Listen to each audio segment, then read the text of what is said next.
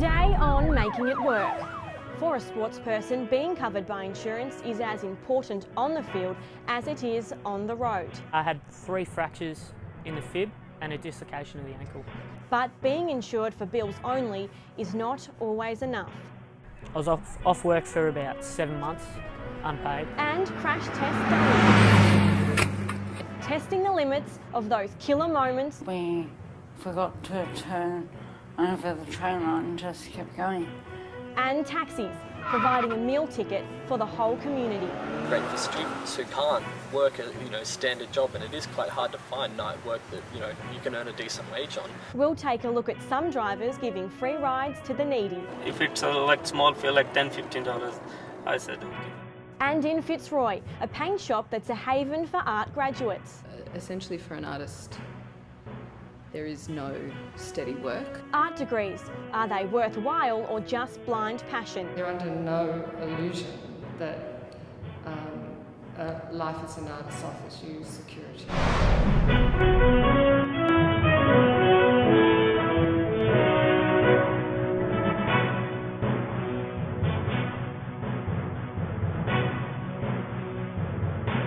Hi and welcome to Making It Work. I'm Georgia Westgarth. The theme of tonight's program is unexpected injury and inherent dangers of the workplace, especially when work and play are one in the same. We all know how it goes when a sports injury leads to a trip to the doctor, an x-ray and some physio, and then you're all better. Well, not in our next story, where a simple footy accident resulted in the loss of a home. 26-year-old former VFL footballer Jesse Pearce broke his ankle playing local football for Belgrave Football Club in April 2013.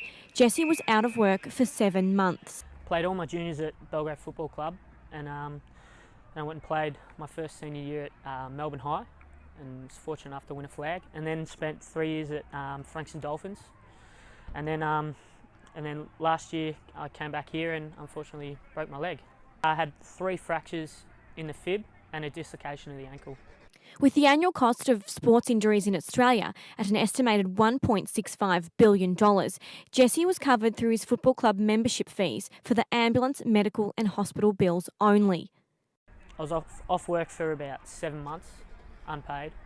All the operation and recovery work was over 12 grand all up, $12,000 all up. 48% of hospital-treated sports injuries occur to players aged 15 to 24 years old, which means some would lose a large chunk of their early careers. The club are really good. They put it on themselves to get insurance for the players. It wasn't much, but it was enough to get us through. It wasn't enough to keep myself and my girlfriend out of home, but it was enough to keep me going. Alinda Football Club ensures all players have the best possible insurance coverage through the Yarra Valley Football League, but it doesn't cover everything. It really depends on the nature of the injury. They're not fully covered for everything. It's a percentage, and they're only covered for what isn't covered by Medicare or private health insurance if they already have that. A total of 1 million sports injuries occur each year. That suggests 1 in 17 Australians suffer an injury, and like Jesse Pearce, can be out of work from 3 months up to a lifetime, especially in jobs of hard physical labour like carpentry. After the accident, Jesse now has work cover, a lesson he had to learn the hard way when he and his partner Lucy lost their $2,000 deposit on their first rental home. The accident was on the Saturday. On the Friday, they both put down a deposit on a rental property, which they were going to shift into in about 3 weeks after that or whatever. And of course, because he lost when he had his accident and he wasn't able to work, the doctors told him he couldn't work for six months. So they told, so when they went to the real estate people, they said, well, because obviously they wouldn't be able to afford to keep the place. So the real estate people said, okay, well, that's fine, we'll relet it, but you lose all your deposit. Jesse's sports injury didn't just affect his health, but put his life on pause. Jesse and his girlfriend are still without a place of their own. Not being able to live for myself was the toughest thing. Losing your independence, I think that would be the worst. Today's studio guest used to be a global journalist covering dangerous and hard-hitting news stories. With a love of travel and an undying curiosity for the English language, Ken Haley experienced a life-changing accident that has left him in a wheelchair. Welcome, Ken. Hello, Georgia. You're such an active journalist. How did you cope with the initial loss of independence? The loss of independence was first felt in the hospital itself when I came to consciousness after ICU. To learn that I would never walk again, and then the basic bodily functions, of course, that you are helpless to do. I won't go into too much detail. Without assistance anymore for the first part of your recovery, mean that it's the thing I likened it to most was regressing to babyhood. That the actual total dependence on others, of course, is for an adult psychologically disturbing as well as the loss of the physical. And did you get depressed? How did you cope? People said afterwards that the depression, a lot of student nurses came in and with clipboards and said, well, you must have been terribly depressed. And I said, no, I actually was highly anxious. The depression comes later when you realise that your life has changed in ways that you could not have foreseen. Did you seek any medical help after the hospital or spiritual guidance at all? The one thing that people like Jessie are going to experience inevitably is the feeling that everything that they thought they could depend on in life is suddenly turned upside down. Yes, it is, but if there's a philosophy that comes out of it, for me, it's that when the road is a long and grim one, remember that every road has some turning, and if you can only stay on it long enough, things will change. But of course, the great enemy between you and happiness is despair. Was the mental strain harder than the physical strain? Yes, it was. I was once asked what my greatest fear was as a person in a wheelchair, whether it was of being in a place where that might catch fire and you wouldn't be able to get out. And I said, no, my greatest fear is of losing my sanity. You would not have been able to convince me years before the accident that somebody in my position would be able to have a job, let alone an independent life, let alone the enjoyment of life that I have now and have had since. It does concentrate the mind on what is very important in life, and I'm glad to see that at last report Jessie and his girlfriend were still together, because the pressures on them often do, and I saw this numerous times among the spinally disabled, split part some very loving relationships. Please stick around, Ken. I'll put the brakes on. We all know of someone who's been injured on the road. Whether it's their fault or the fault of someone else, the impact of road trauma is felt long after the accident. In our next story, Eleanor reports on how technology is being used to lessen the risk of serious road injury. With fatality numbers dropping to 242 and 6,000 injuries over the last 12 months on Victorian roads, numbers are still much too high. At the age of 17, Sue Cox was involved in a near-fatal car accident, leaving her with lifelong injuries. And we went over a train line and we forgot to turn over the train line and just kept going. And we got airborne and flew through the air. And I then woke up about 6-8 weeks later in hospital. I didn't know where I was, what day it was, or why I was there. Working with patients, staff at Epworth Rehabilitation are on a mission, in the hopes to get patients' lives back to what they once were. Margaret Mealings, speech pathologist at Epworth Rehabilitation, says it's about having goals. It's often a very slow process of allowing that person to have experiences that give them some feedback about what they're managing and what they're not. So that by the time we're coming to decisions about are you ready to try and get back to work, we've hopefully actually made or given that person experience in doing some of those activities or some components of those activities. So it's never a a direct question that's only yes or no. No, you can't get back to work. It's hopefully something that we've all been working towards as that person's particular goal, and they'll also help come to the realisation that work may or may not be a possibility for them. Advancements in curtain airbag technology has seen a decreased number of acquired brain injuries, the major result of road trauma. Curtain airbags can really help prevent those injuries, and they've had a huge impact, and we've seen fitment rates increase tremendously since 2005 when they sort of first came into production. APV Test Operations Manager Tony Forster says crash testing is the future in road safety. To perform a crash test, there's quite a few stages you go through. There's vehicle preparation, then there's the most important instruments are the crash test dummies. They're fully instrumented so you can measure the survivability of the crash, the injury levels that might be experienced in that crash. Then the test track itself, the vehicle isn't powered by its own engine, it's actually towed into the impact block. And then after the test, all that data is downloaded, we process all the data, and within half an hour we can give that vehicle a safety rating. Through crash testing, APV along with ANCAP are striving for safer roads. The inclusion of autonomous braking, a technology that allows the cars to detect and apply braking when it's needed, preventing accidents caused by human error. The effects of road trauma, however, continue after being discharged from hospital. I went back to school and put myself through night school, and I did 2 courses on lamp skills and lamp techniques, and I hope to get a position as a lab assistant. Continual advancements in technology could possibly see the driving role become redundant. I'd love to see far less injuries, far less fatalities, far less crashes. 0 crashes would be perfect. I'd love to see my job become redundant. Yes, Samantha, we'd all like to see your job become a thing of the past. So Ken, for a lot of the people in that story with acquired brain injury, they would need a lot of ongoing support. How much support did you need? I also needed a lot, even though it was a different type of injury in my case.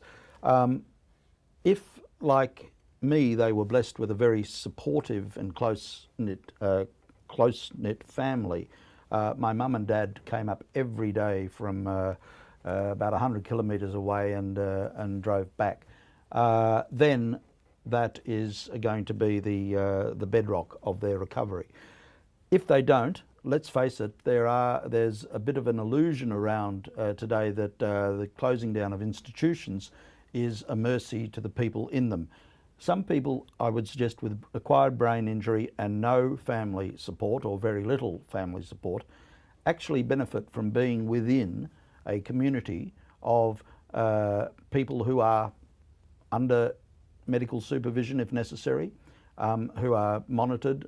If they are incapable themselves of leading a fully independent life because of the severity of their injury, I think we need to be more discriminating on the question of whether they should be living on their own in the community, unable to deal with it.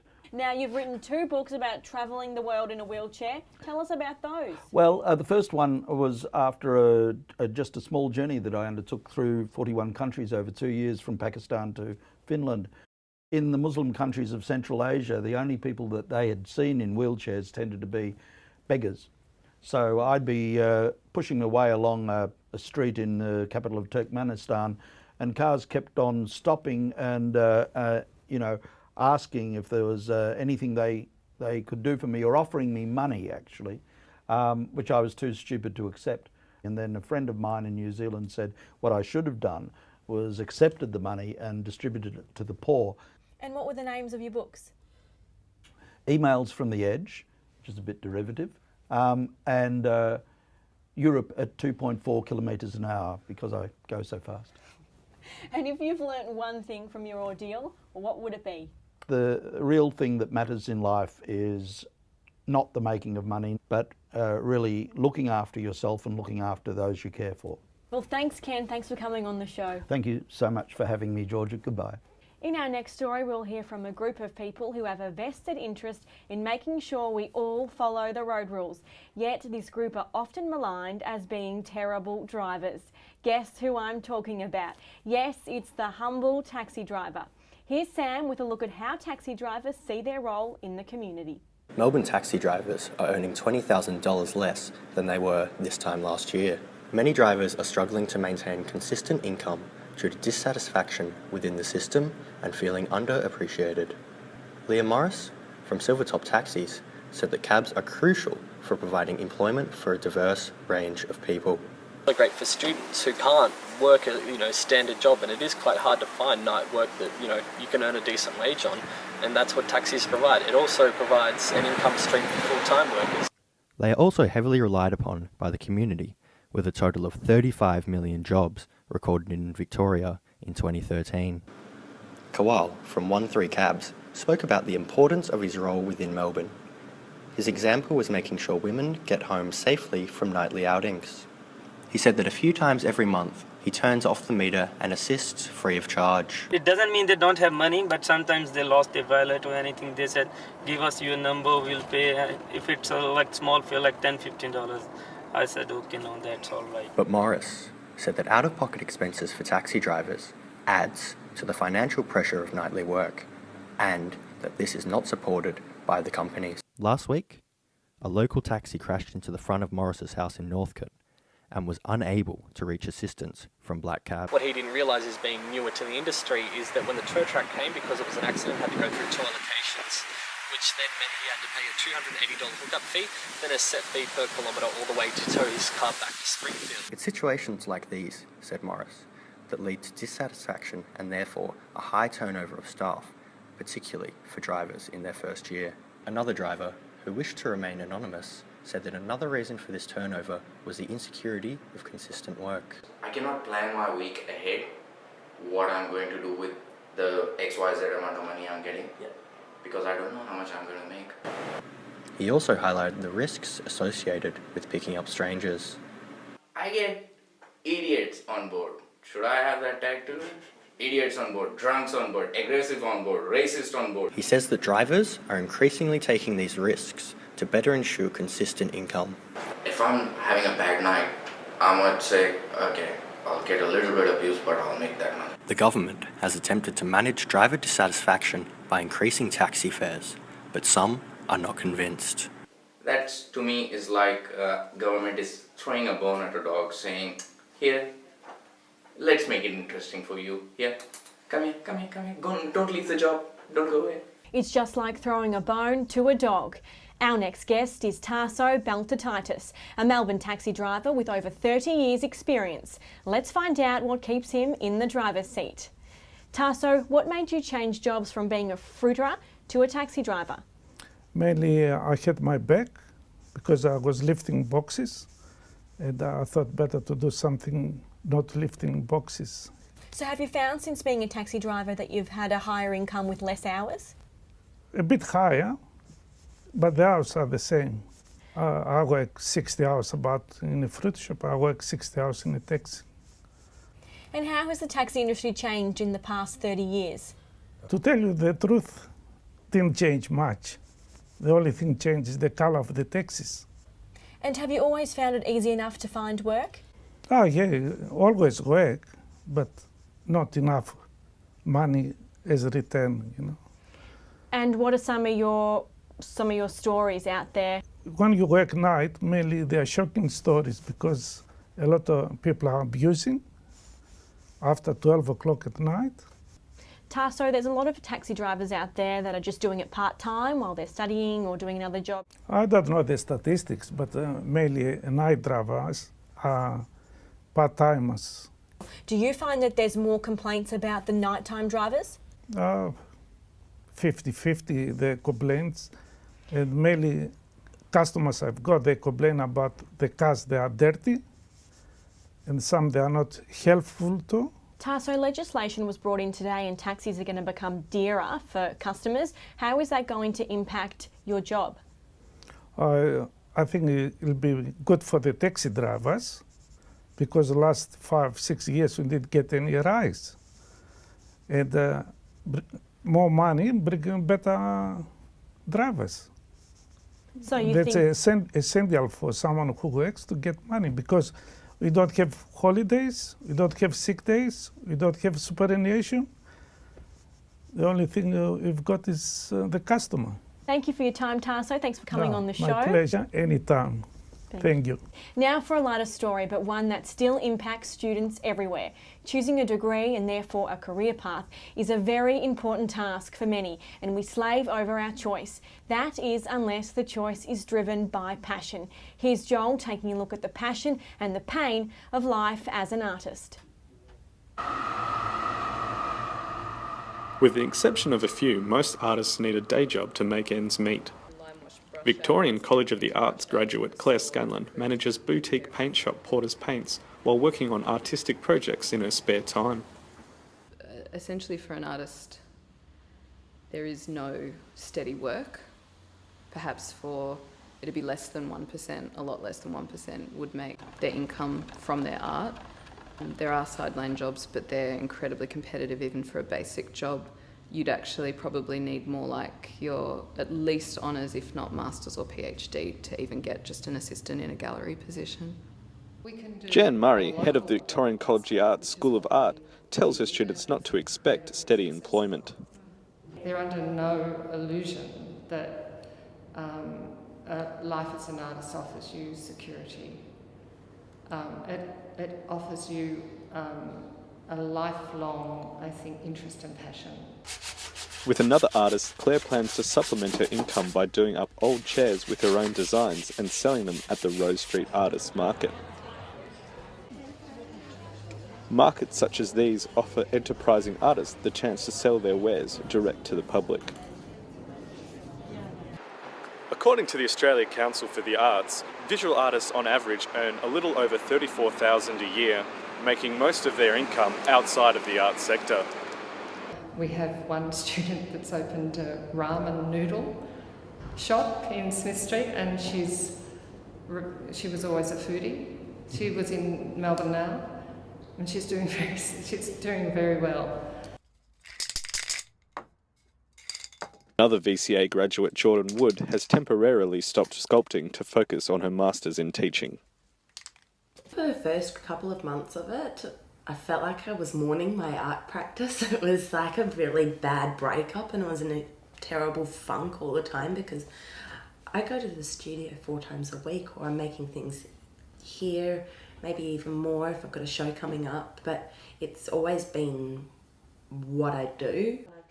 Now, all my energy and all my, concentration, focus is all on learning how to teach, getting to know students, getting to figure out the best ways of approaching subjects.